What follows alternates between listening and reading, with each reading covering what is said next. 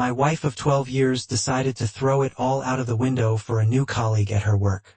He made her feel young and free again, unlike me. So I filed for a divorce. Now, karma is hitting her like a truck for it all because this guy is making allegations against her for settlement money. The entire company wants her to step down from her position. She's reaching out to me to come and testify to prove her character. I laughed in her face and told her that she can now enjoy being free in the prison she threw away. Because honestly, I don't want this tied to my main account. Let me know if I'm the jerk here, because part of me wonders if I was too harsh. But at the same time, well, let me just get into it. So, my ex-wife, Melissa, a 40-year-old female, and I, a 38-year-old male, were married for 12 years. At one point, I thought we had a pretty solid relationship. We met young, built our careers, and supported each other through all the ups and downs of adult life. Things were stable, or at least I thought they were. Looking back, maybe stable was part of the problem for her. Around year 10, I started noticing Melissa pulling away.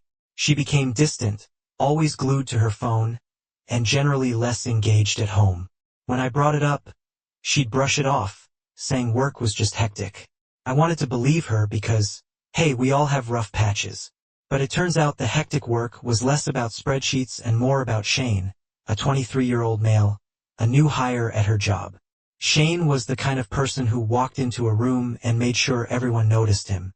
He was outgoing, flashy, and confident, and apparently, he made Melissa feel young and free again. Or at least, that's what she told me when she finally admitted to the affair. She said our life together had gotten too routine, and that she was done feeling old. She wanted a divorce so she could pursue this connection with Shane. She said he made her feel alive again. I felt like I'd been punched in the stomach. At first, I was devastated. I thought maybe I could fight for our marriage, but when I saw how smug she was about it, I realized I wasn't mourning her.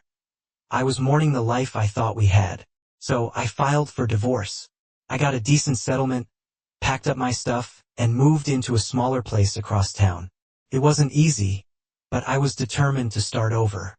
The divorce was a long, messy process, but when it was finalized, I felt like I could finally breathe again. For the record, the divorce wasn't messy because I refused to let it be. I just wanted to move on. Even though it was hard at first, I had to let go of the woman I thought I knew. I leaned on friends and family, picked up some new hobbies, and threw myself into my work. Slowly but surely, I found my footing. Fast forward about 6 months after the divorce was finalized, and I started hearing bits and pieces about Melissa and Shane through mutual acquaintances. I wasn't seeking out info, but when you have a few common friends, you end up hearing things. At first, it seemed like Melissa was living her dream life with Shane. Fancy vacations, a new car, and constant social media posts about how in love they were. Whatever, good for her. But then, the tone shifted. A friend mentioned at a get-together that Shane had filed some kind of formal complaint at work. Apparently, he accused Melissa of being manipulative and pressuring him into the relationship.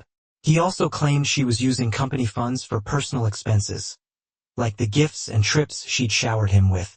I'll admit it, I laughed, not because I think harassment or manipulation is funny, of course not, but the sheer irony of it all was something else. Here was Melissa, who had thrown away our marriage because I wasn't fun enough, now dealing with a mess of her own making. But hearing all that also made me feel something. On the one hand, I wasn't exactly shocked. Melissa was always pretty smooth at work, and I could see how she might cross professional lines when it came to impressing Shane. On the other hand, I had to remind myself to stay out of it. Her choices weren't my responsibility anymore. But the gossip didn't stop there. It turns out the company wasn't taking the allegations lightly. HR was involved, and there was talk that Melissa might be asked to step down. She'd always been this golden girl at work, top performer, big promotions, the works. For someone who built her entire identity around her career, I imagine that must have been a huge blow. And honestly, I felt kind of vindicated. Like finally, she had to face some consequences for abandoning our marriage. Then, out of nowhere, Melissa reached out to me 3 days ago. She called, texted, and even sent a long email, all asking for the same thing. She wanted me to testify as a character witness. She said my support would prove she wasn't the kind of person Shane was accusing her of being. I'm not even going to sugarcoat it. This request made me laugh, the audacity. Here's a woman who broke our marriage because I wasn't exciting enough, who threw me away for someone shiny and new, and now she wanted me to vouch for her. Absolutely not. I told her she made her bed and could lie in it. She then tried to guilt-trip me by saying that I was the only one who could help her. She painted Shane as a liar and a gold digger and swore that the allegations were all false. But you know what? That wasn't my problem. I laughed and hung up. I know some people might think I should have helped her out for the sake of our past, but here's the thing. Melissa destroyed the trust she showed me, exactly where I stood in her life when she left me for Shane. My loyalty doesn't extend to cleaning up her messes. Not to mention, I spent years being the supportive husband, holding her down when she was struggling, only to have her throw me away when things got better for her. She didn't care about me when she was chasing her young and free fantasy. Why should I care about her now that it's all blowing up in her face? I don't think Shane's some innocent angel in all this. He knew she was married when they started their relationship. But if he's holding her accountable for things she actually did, that's not my problem. Melissa made her choices. She chose to betray me, and now karma is holding her accountable. I told her as much before I blocked her number. I'm not proud of laughing in her face, but it felt cathartic in the moment. After everything she put me through, it felt good to stand up for myself and say no without feeling guilty. Now I'm sitting back and watching karma do its thing. Word is the allegations might lead to legal trouble for Melissa. If that's true, then all I can say is, play stupid games, win stupid prizes. I guess Melissa can finally enjoy that freedom she wanted so badly. Or even if it's behind bars. Then again, I'm writing here for a reason. Like I mentioned, it's been 3 days, and I'm starting to feel a little bad about how I handled the whole situation. So, am I the jerk for refusing to help my ex when she's clearly struggling? Part of me wonders if I should have taken the high road.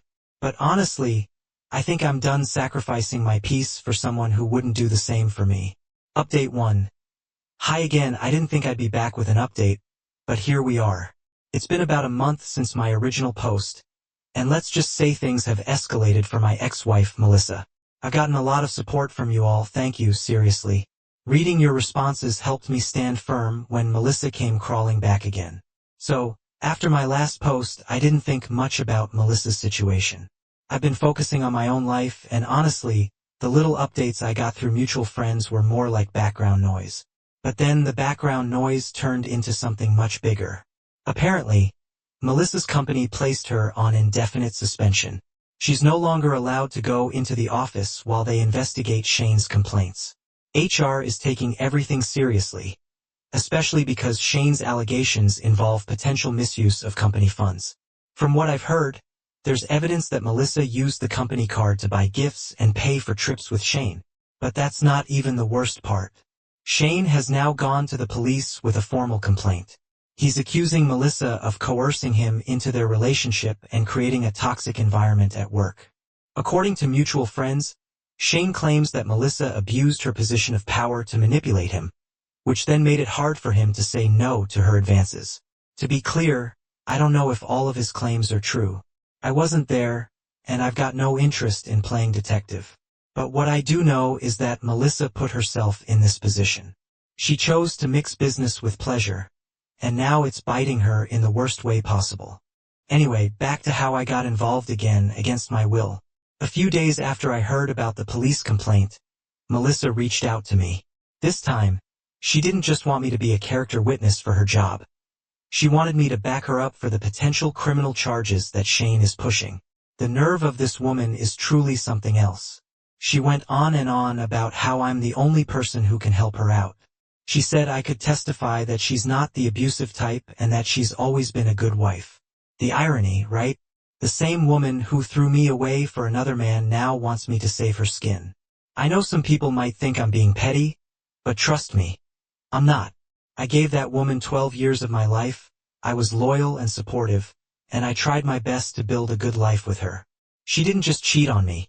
She disrespected me in the most public way possible and abandoned our marriage for someone shiny and new. She didn't deserve my help or honestly, I don't owe her anything. If I supported her, I'd be lying not just to the courts but to myself. Melissa wasn't a good wife in the end, and I refused to pretend otherwise. She tried to guilt-trip me or said she's scared of what could happen if this goes to trial. She swore Shane was lying to make himself look better and to secure a financial settlement. But here's the thing. None of that matters to me anymore. Whether she's innocent or guilty, it isn't my business. What matters is that she burned her bridges with me the moment she chose Shane over our marriage or decided to stick to my decision or felt relieved or about it. I don't feel bad about it or about the first time in years I'm fully putting myself first. That said, this whole situation has been a real eye-opener. Mutual friends have told me that Melissa's family is starting to distance themselves from her. Her parents, who were always so proud of her career, are now disappointed and don't know what to believe. Some coworkers who used to idolize her are keeping their distance too. It's like her entire world is falling apart. To be honest, I think this is karma doing its thing. Melissa built her life on appearances, being the perfect employee, the perfect wife, the perfect everything, but in reality, she was selfish and impulsive, and now the cracks are showing. As for Shane, I have no idea what his endgame is. Maybe he really did feel pressured into the relationship. Maybe he's exaggerating to protect himself. Either way, I'm staying out of it. I've got no reason to get involved in their drama, and frankly, I'm too busy living my life to care about theirs. I'll admit, part of me finds this whole situation darkly amusing. Not because I wish harm on Melissa, despite everything, I don't, but because it's proof that actions have consequences.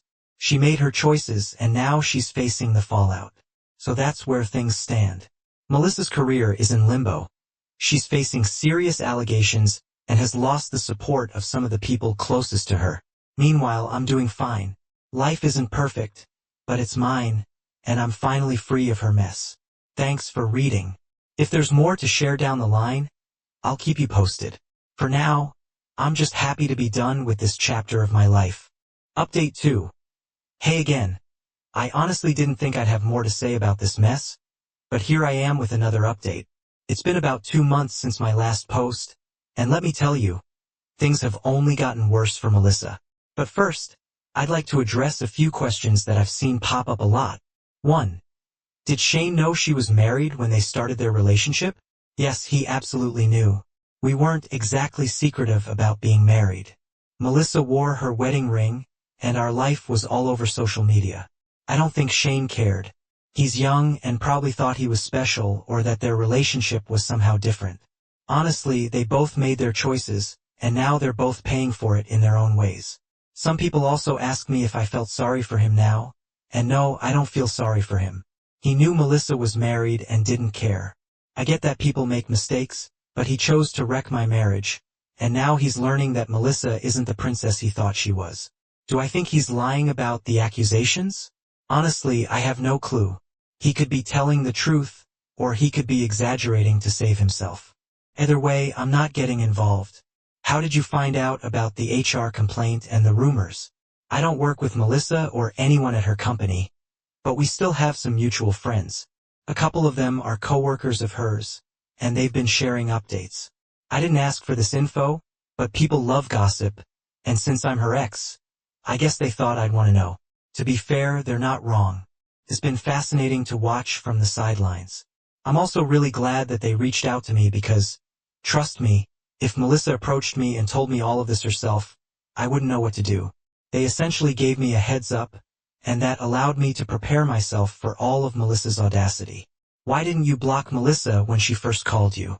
Honestly, more out of morbid curiosity than anything else. After everything she put me through, I wanted to know what she'd say when she started pleading for my help. It felt like the ultimate proof of how far she'd fallen, and it was weirdly satisfying to say no. After that, I blocked her. She hasn't tried to reach me since. Thank God. A lot of you were also curious about how Melissa could even think that I'd help her. Now, that's a good question. I'm still wondering that myself. She claimed that I'd be the perfect character witness because we had been married for so long. Apparently, if I said she was a good wife, it would help counter the shame claims about her behavior. It's wild because, hello, she wasn't a good wife. She lied, cheated, and left me. Did she think I'd forget all that? Anyway, on to the update now. After her suspension, the company's investigation dug up solid evidence against her. Mutual friends told me they found emails, receipts, and even travel records that prove she used company funds to buy Shane luxury gifts and pay for trips. We're talking designer handbags, fancy dinners, and even a weekend getaway to some five-star resort. Apparently, she didn't even try to hide it. She used the company card and then signed off on the expenses herself. The audacity, of course. Once this came to light, the company had no choice but to officially terminate her. From what I've heard, HR didn't even wait for the investigation to wrap up completely. They gave her the boot and made it clear that they'd be cooperating fully with the authorities. As if that wasn't bad enough, Shane's case is still moving forward. He's filed a civil suit against Melissa, where he's accused her of coercion and harassment. The police are pursuing criminal charges related to her misuse of company funds as well. And that's not all.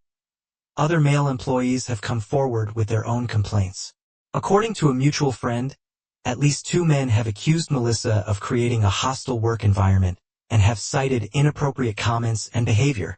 Melissa's reputation is completely in ruins.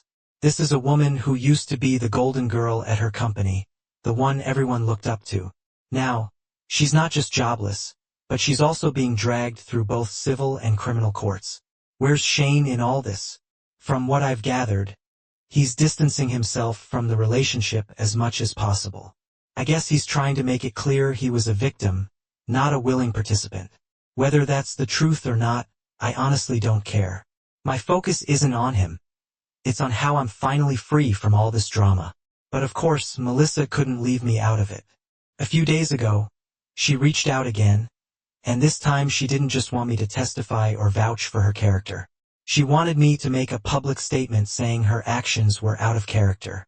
She claimed it would help her mitigate the damages in court and repair her reputation. I couldn't believe the nerve. After everything she's done, throwing our marriage away, disrespecting me, and dragging me into this nightmare. She still thinks I owe her something. No thank you. I didn't even bother engaging this time. I blocked her number immediately and made it clear to the mutual friends feeding me updates that I don't want to hear about her anymore. I've been patient enough and I've listened to their gossip, out of politeness, but I'm done. If they want to stay involved in her mess, that's on them. I'm not interested in being kept in the loop anymore. Blocking her felt like a weight off my shoulders. For so long, I let her actions and her chaos linger in my life, even after our divorce. But now I'm truly free of it. No more updates, no more pleas for help, no more reminders of how much she hurt me. From what I've heard, even Melissa's family is pulling away from her. Her parents, who used to brag about her to anyone who would listen, are embarrassed by the scandal. They've stopped defending her and are keeping their distance. I don't blame them. She's burned so many bridges that it's hard to imagine who's still in her corner. As for me, I'm doing well. My life isn't perfect, but it's peaceful, and that's all I could ask for. I've started focusing on things that make me happy, hobbies I didn't have time for during my marriage, spending more time with friends, and just enjoying my independence. Looking back, I realize how much I let myself shrink during my marriage. I spent so much time trying to make Melissa happy, trying to be the perfect husband, that I forgot to take care of myself. But now, I'm learning how to prioritize my own happiness, and it feels incredible. To everyone who encouraged me to stand my ground, thank you. Your support gave me the confidence to say no and to keep saying no, no matter how many times Melissa came crawling back. Thanks for being in my corner throughout all this. I'm finally moving on, and it feels amazing. Update 3. I'm back with what I think will be my final update. It's been about 6 months since my last post, and honestly, life has finally settled into something that feels normal again. But before I move on for good, I wanted to let you all know how things ended up with Melissa. Spoiler alert. Karma really did its thing. To catch you up, the last time I posted, Melissa had been fired, Shane had filed lawsuits, and she was facing criminal charges for fraud and harassment.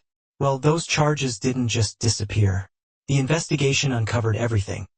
How she used company funds to buy Shane gifts, her inappropriate behavior at work, and how she misled HR during their initial inquiry.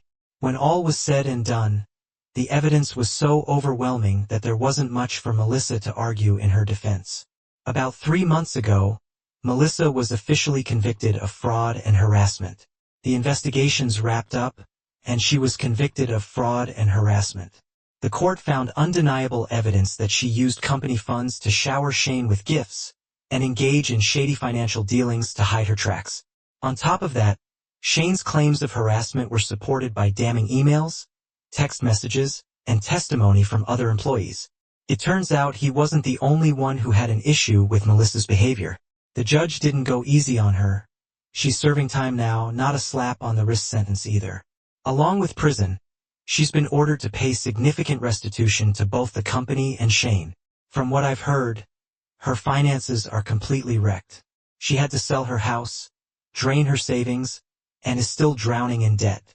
This is the same woman who once looked down on me for not being ambitious enough, and now she can't even afford basic living expenses. Meanwhile, Shane walked away with a hefty settlement from both the company and Melissa, and he's using the money to fund a blog where he writes about workplace misconduct and advocates for safer work environments. Honestly, I had to laugh a little when I found out. The irony of him becoming a voice for justice after he was so willing to participate in it in the first place isn't lost on me.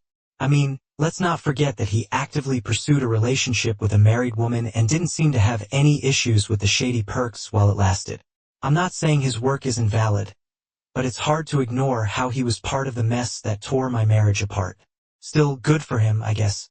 At this point, I don't care enough to dwell on it. The important thing is that I'm free from all of it and seeing how far Melissa has fallen since she walked out of our marriage, as a reminder of how lucky I am to be out of that toxic mess. For years, I felt stuck, like I had to keep bending over backward to make her happy, even when she clearly wasn't willing to do the same for me. But now, I'm living for myself, and it's the most liberating feeling in the world. As for Melissa's family, they've completely cut ties with her.